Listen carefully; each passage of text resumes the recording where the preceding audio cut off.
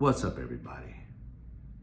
Did you know that Alligator Alcatraz, after they did their homework, Florida that is, determined that it was going to cost $20 million to build? It cost $450 million to build. Now, Florida came out of their own pocket to build this with the promise that FEMA and Homeland Security were going to kick in and pay them for this $450 million project that is $430 million over how much it was supposed to cost. Now, I thought they was trying to get rid of waste and fraud, but you figure $20 million in and then $430 million later, where are you making this money back up? They're talking about getting rid of FEMA for disasters.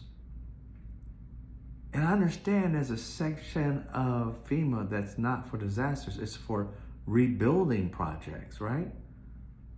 So to build back homes and things like that with FEMA, they're taking out of that fund $450 million or so to give back to Florida. And guess what? That's just for it opening. That's not having it run for years to come. There's more money going to prisons. It's crazy how Republicans always can find money to bring pain to people. But when you ask them to give everybody health care or to create a program that helps the poor or anybody in need in this country, they always say, where are we going to get the money? We don't have no money for that.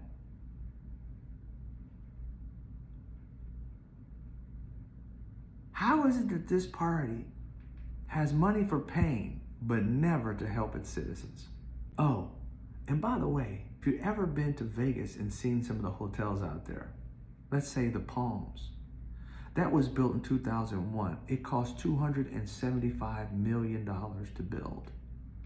You're telling me a building that houses about 700 something, it's got a casino, brick and mortar, cement on the bottom, foundation, I don't know how many floors. That thing cost $275 million.